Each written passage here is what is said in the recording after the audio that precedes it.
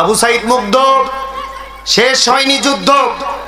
আগামীতে নতুন করে যারা ষড়যন্ত্র করবার চেষ্টা করবে, এই শান্তিপূর্ণ ভূমিকে অশান্ত করার চেষ্টা করবে, আমরা একে অপরের কাঁধে কাঁধ মিলিয়ে আগামী দিনকে বাংলাদেশকে একটি কল্যাণ রাষ্ট্র তৈরি করার জন্য যারা চেষ্টা করছি, এই কল্যাণ রাষ্ট্রকে ব্যর্থ রাষ্ট্রে পরিণত করার জন্য আবার যারা প্রচেষ্টা চালাবে, আমরা কাঁধে কাঁধ মিলিয়ে তাদেরকে দাঁত ভাঙা জবাব দেওয়ার জন্য তৈরি আছি। মুসলমান ঠিক কিনা? অতএব সাবধান, নতুন করে কোন ষড়যন্ত্র আমাদের এই ভূখণ্ডে তৈরি করার জন্য চেষ্টা করবেন না। বাংলার জমিনে দামাল ছেলেরা জালিমের শাসন আমলে থেকেও তাদের বুকের তাজা রক্ত জমিনে ঢেলে দিতে দ্বিধাবোধ করে নাই। এখন দেশ স্বাধীন হওয়ার পরে, আমরা এই আকাশ বাতাস মুক্ত হওয়ার পরে এখনো যদি নতুন করে কোনো ষড়যন্ত্র পাতানো হয় আর দূর থেকে ফোনালাপের মাধ্যমে এই জমিনকে উত্তপ্ত করার চেষ্টা করা হয়, আমরা কিন্তু ছেড়ে কথা বলবো না। ঠিক কিনা? 5 আগস্টের আগে এরকম কোরআনুল কারীমের মজমা অতি সহজেই আঞ্জাম দেয়া যেত না। আপনারা কি একমত?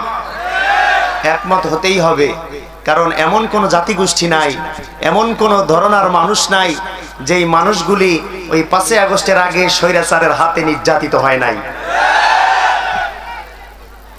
আমরা সেই সকল দিনের কথা ভুলে যাই নাই ভাইরা আমার। সে সকল রাতগুলির কথা আমাদের চোখে এখনো ভাসে, যেই রাতগুলিতে মানুষ লেপের নিচে উষুম দিয়ে আরামে ঘুম পারে, আর আমরা ছোট ছোট চিকন চিকন আল, বড় বড় গাছের নিচে ছোট ছোট খুপড়ি আমরা খুঁজে বেরিয়েছিলাম কোথায় একটু নিরাপদ জায়গা পাওয়া যায়। তো সে সকল নির্যাতন থেকে, সে সকল জুলুম থেকে আল্লাহ সুবহানাহু ওয়া তাআলা দয়া করে, মায়া করে, করুণা করে আমাদেরকে একটি স্বাধীন, আমাদেরকে একটি শান্তিপূর্ণ পরিবেশ উপহার দিয়েছে। এজন্য আপনারা সবাই খুশি না বেজার? চিল্লায় বলতে হবে, কম না বেশি? আমরা এই স্বাধীনতার সুফল আমাদের ঘরে তুলতে চাই।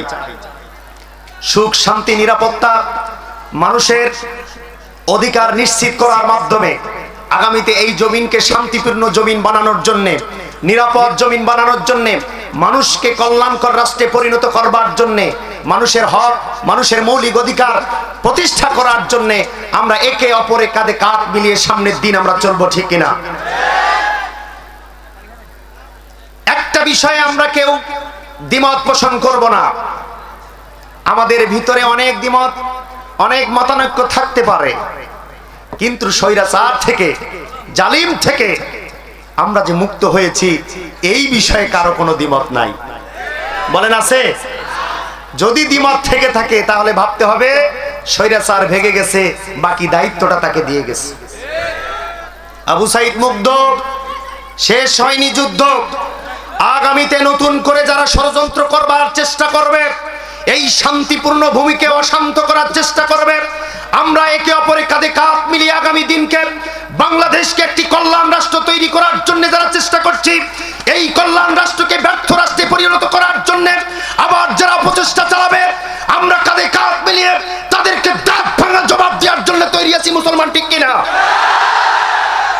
অতএব সাবধান, নতুন করে কোন ষড়যন্ত্র আমাদের এই ভূখণ্ডে তৈরি করার জন্য চেষ্টা করবেন না।